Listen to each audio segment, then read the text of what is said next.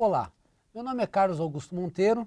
Eu estou aqui hoje para comentar com vocês as questões de direito do trabalho da última prova da OAB, realizada no dia 30/10/2011. A prova completa está no meu site www.carlosaugustomonteiro.com.br. No meu site você tem acesso a todas as questões e em um outro arquivo só as questões de direito do trabalho. Nós vamos comentar aqui nesse pequeno período as questões 70, 71 e 72 da prova tipo 1 branco.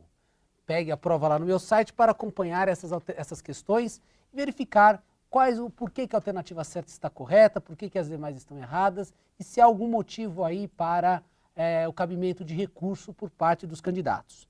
Questão 70, ela trata da questão do pagamento das verbas rescisórias. Então diz lá, respeito do pagamento das verbas rescisórias, assinale a alternativa correta.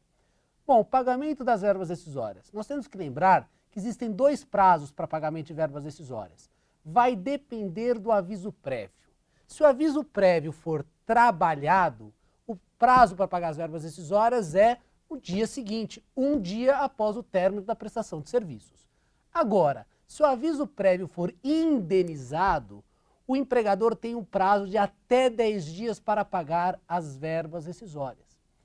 E aí, tendo essa informação, nós conseguimos responder as perguntas, as alternativas. A alternativa A diz exatamente isso. No caso do pedido de demissão, em contrato por prazo indeterminado, o prazo para pagamento das verbas rescisórias é de 10 dias contado da notificação da demissão, quando dispensado o empregado o cumprimento do aviso prévio pelo empregador. Exatamente isso. Aviso prévio, seja pedir demissão, seja dispensa imotivada, se ele não for cumprido, se ele for indenizado, deve ser pago no prazo de 10 dias da notificação da demissão.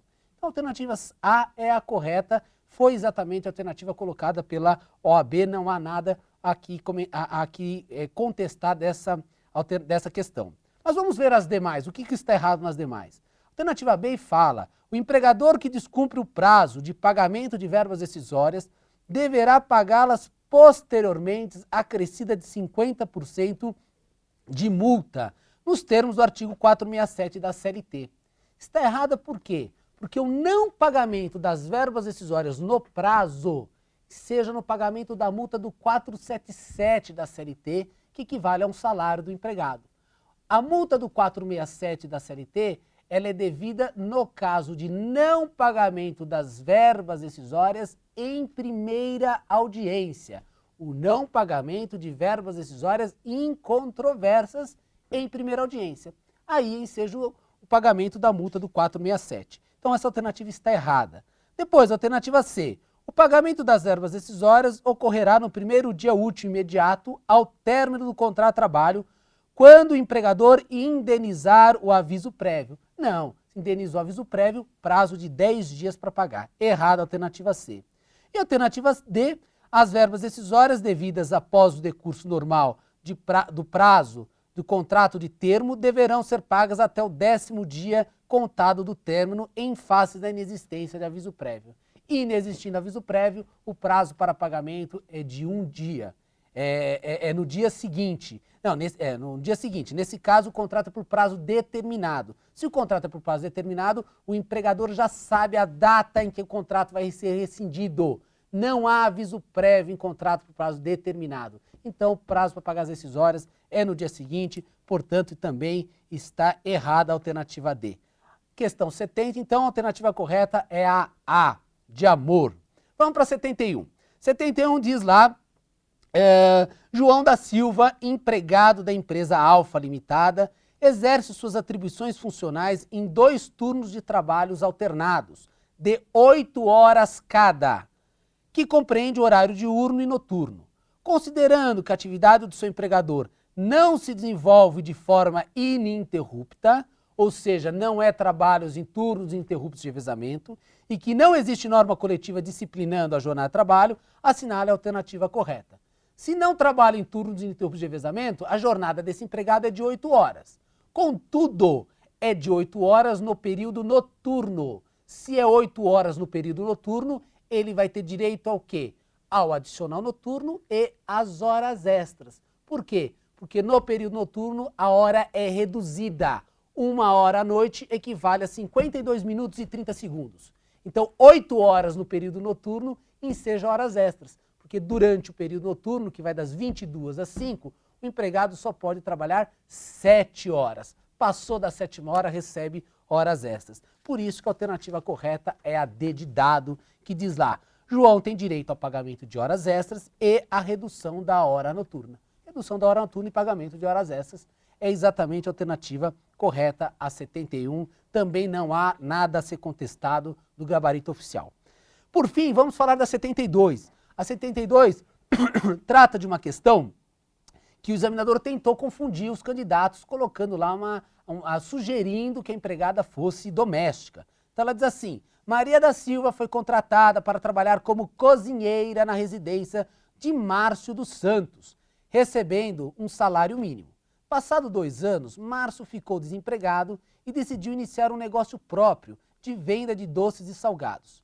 Para atingir seu objetivo, aproveitou-se dos serviços de Maria, oferecendo-lhe um acréscimo de R$100 na remuneração. Assim, além de preparar as refeições da família de Márcio, a empregada Maria também dedicava parte do seu tempo preparando doces e salgados que seriam vendidos por ele posteriormente. Durante 3 anos, Márcio desenvolveu essa atividade comercial com base em sua residência. Contudo, em virtude de uma proposta de emprego, Márcio encerrou a venda de quitutes e retirou o acréscimo de R$100 da remuneração de Maria. Inconformada, Maria reclamou ao longo de 6 meses com seu empregador, a fim de ver restabelecida a gratificação. Entretanto, depois de tanta insistência, Márcio decidiu dispensá-la sem justa causa. 2 meses depois, Maria ajuizou reclamação trabalhista, pleiteando o pagamento do aviso prévio, 13º, férias e terço constitucional, fundo de garantia e indenização de 40%, além de 6 meses de diferença salarial, tudo com base na remuneração total, salário mínimo acrescido de R$100. Com base na situação acima descrita, assinale a alternativa correta. A questão é, primeiro, Maria, aqui, ela deixou de ser doméstica a partir do momento que o empregador passou a ter lucro com a sua atividade. Porque um dos elementos fáticos jurídicos da relação do doméstico é trabalho sem fins lucrativos. O empregador não pode ter fins lucrativos com a atividade do seu empregado. Portanto, com essa informação que você vai lembrar, você já elimina a alternativa B, que fala que Maria faz jus ao FGTS, mas sem 40%, uma vez que voltou a ser empregada doméstica. Não, Maria não voltou a ser empregada doméstica porque ela deixou de ser no momento em que passou a ser o empregador passou a obter lucro com o seu trabalho. A alternativa correta é a C, que diz: Maria faz jus à permanência do acréscimo remuneratório, uma vez que, por se tratar de parcela de natureza salarial, não poderia ser reduzida unilateralmente pelo empregador. De fato, nós sabemos que a verba salário, uma vez acrescida a remuneração, não pode ser retirado unilateralmente pelo empregador. Essa é a regra no direito do trabalho. Esta regra comporta algumas exceções que não é a imposta aqui no problema. A exceção do cargo de confiança. Por exemplo, promovido empregado, ou melhor, promovido não seria a palavra certa. O empregado, quando ele passa a exercer a função de confiança, ele recebe um adicional a mais na sua remuneração, de 40%. Quando ele perde a confiança, quando ele deixa de exercer aquele cargo, a lei autoriza o empregador a suprimir, a deixar de pagar os 40%. É a reversão do cargo de confiança. Essa hipótese é possível. Agora, em qualquer outra hipótese, a redução, o retorno, o rebaixamento do empregado é vedado pelo direito do trabalho.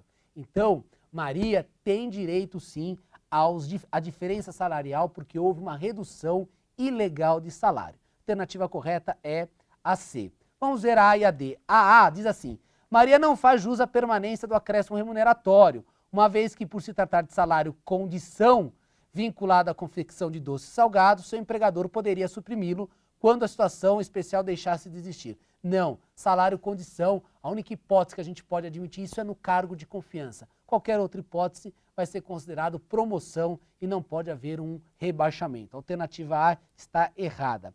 E por fim a D, que também está errada, fala também que Maria não faz uso ao pagamento do fundo de garantia e indenização do 40%, uma vez que era empregada doméstica. A gente já sabe que não é empregada doméstica, por isso que a gente elimina a B e a D e fica entre a e a C. E aí, sem dúvida nenhuma, que a alternativa correta é a C, conforme constou do gabarito da OAB. Voltamos então numa outra oportunidade para tratar das demais questões desta prova. Até lá!